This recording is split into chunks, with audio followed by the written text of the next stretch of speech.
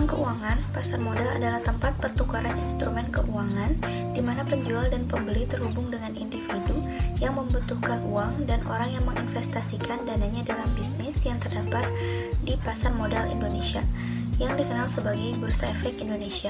Untuk lebih memahami apa itu pasar modal, maka saya akan membahas apa itu pasar modal, instrumen pasar modal, dan fungsi pasar modal itu sendiri. Ada banyak definisi untuk kata pasar modal, tetapi yang paling umum adalah pasar modal yaitu lokasi atau sistem bagaimana memenuhi persyaratan uang untuk modal bisnis, pasar tempat individu membeli atau menjual sekuritas yang baru saja dikeluarkan. Berbagai instrumen keuangan atau surat berharga jangka panjang diperdagangkan di pasar modal, termasuk utang dan modal sendiri yang diterbitkan oleh badan usaha.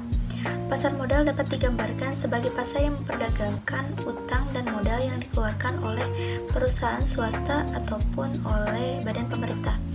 Instrumen utama pasar modal. Yang pertama ada saham. Saham adalah salah satu jenis investasi surat berharga. Ini adalah jenis kepemilikan yang diwakili melalui sekuritas. Dari sini dapat dikatakan bahwa pemegang saham adalah pemilik sebenarnya dari korporasi. Semakin tinggi jumlah saham yang dimiliki seseorang, maka semakin besar pengaruhnya di dalam bisnis. Dividen adalah keuntungan yang diterima dari penjualan saham. Dividen sendiri adalah bagian dari pendapatan perusahaan yang dibagikan kepada pemegang saham sebagai hak.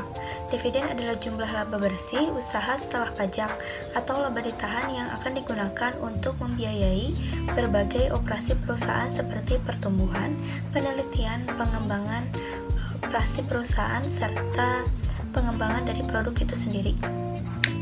Yang kedua adalah obligasi. Obligasi adalah sejenis instrumen keuangan sebagai produk keuangan yang digunakan oleh bisnis yang ingin mengumpulkan uang untuk membiayai operasi mereka. Obligasi adalah instrumen utang yang berbentuk sekuritas. Penerbit obligasi adalah peminjam atau debitur. Sedangkan pemegang obligasi adalah pemberi pinjaman atau kreditur. Kupon atau tingkat bunga obligasi mengacu pada jumlah bunga yang harus dibayar kembali pada kreditur oleh debitur. Penerbit obligasi dapat menerima pembiayaan investasi jangka panjang dan sumber uang yang terpisah dari bisnis melalui penerbitan obligasi tersebut. Yang kedua adalah obligasi. Obligasi adalah sejenis instrumen keuangan sebagai produk keuangan yang digunakan oleh bisnis yang ingin mengumpulkan uang untuk membiayai operasi mereka. Obligasi adalah instrumen utang yang berbentuk sekuritas. Penerbit obligasi adalah peminjam atau debitur. Sedangkan pemegang obligasi adalah pemberi pinjaman atau kreditur. Kupon atau tingkat bunga obligasi mengacu pada jumlah bunga yang harus dibayar kembali pada kreditur oleh debitur. Penerbit obligasi dapat menerima pembiayaan investasi jangka panjang dan sumber uang yang terpisah dari bisnis melalui penerbitan obligasi tersebut. Ada dua jenis pasar obligasi, yaitu pasar primer dan pasar sekunder. Pasar primer yaitu ketika obligasi pertama kali diterbitkan, mereka dipertukarkan di pasar ini. Salah satu kriteria peraturan pasar modal adalah obligasi yang harus didaftarkan di pasar modal sebelum dapat dijual ke publik. Kemudian pasar sekunder. Perdagangan obligasi akan dilakukan di pasar sekunder setelah obligasi diterbitkan, dicatatkan di Bursa Efek Indonesia. Perdagangan obligasi akan dilakukan setelah obligasi diterbitkan di tempat tersebut. Pada titik ini, semua perdagangan akan dilakukan di atas meja atau over the counter. Dengan kata lain, tidak ada perdagangan secara fisik karena perdagangan dilakukan dengan sistem. Instrumen pasar modal yang ketiga yaitu derivatif. Dalam istilah keuangan, derivatif adalah surat berharga yang merupakan turunan dari saham dan obligasi. Ada banyak jenis instrumen keuangan derivatif yang paling umum adalah sebagai berikut. Yang pertama ada opsi. Opsi merupakan sejenis derivatif yang terdiri dari pernyataan yang dikeluarkan oleh seseorang atau organisasi yang memberikan hak kepada pemegangnya untuk membeli dan menjual saham pada harga tertentu setiap saat di masa depan. Yang kedua ada right. Hak untuk memiliki saham baru yang akan dikeluarkan oleh emiten didefinisikan sebagai hak untuk memiliki saham baru setelah emiten pertama kali menawarkan hak tersebut kepada pemilik saham yang ada. Saham yang diperoleh melalui penggunaan hak lebih murah daripada saham yang diperoleh melalui cara lain.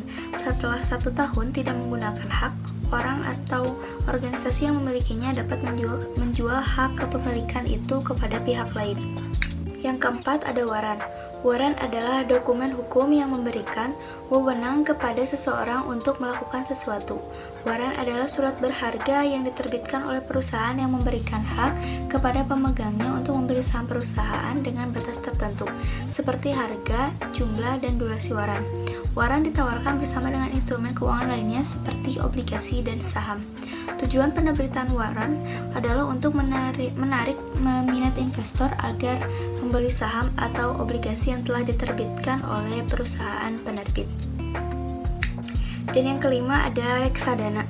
Reksadana merupakan investasi yang paling tepat bagi investor pemula di pasar modal karena memiliki risiko yang rendah, tidak memerlukan keahlian tingkat tinggi, dan dapat dilakukan dengan dana yang tidak terlalu besar.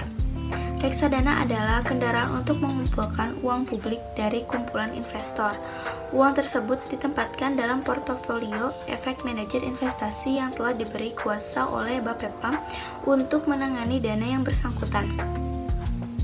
Beberapa instrumen sekuritas yang berbeda seperti saham atau obligasi dan instrumen pasar termasuk dalam portofolio investasi atau campuran dari instrumen-instrumen tersebut termasuk dalam portofolio investasi.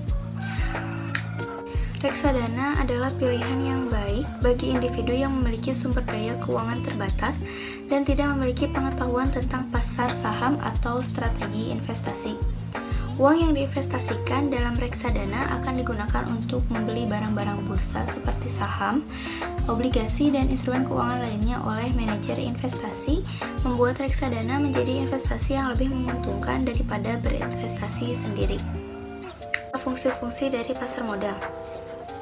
Menurut Permata dan Goni 2019, fungsi dari pasar modal yaitu sebagai cara untuk memperluas jumlah kas yang tersedia bagi perusahaan.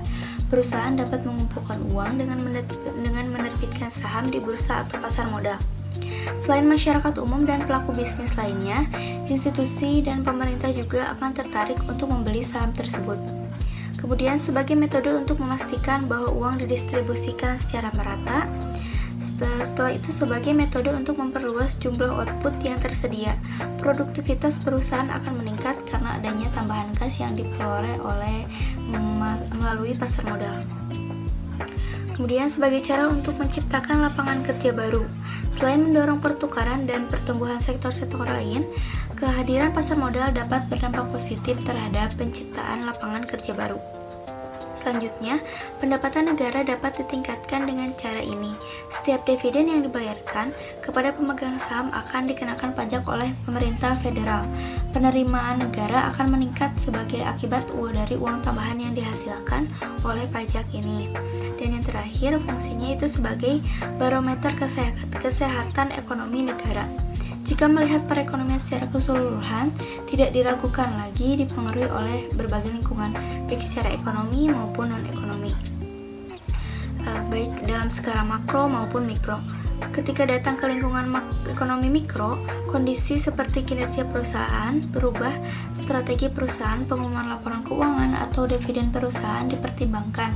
Sedangkan lingkungan ekonomi makro mencakup kebijakan ekonomi makro seperti kebijakan moneter, kebijakan fiskal, dan peraturan pemerintah dalam sektor real dan keuangan yang semuanya akan berdampak pada volatilitas ekonomi global.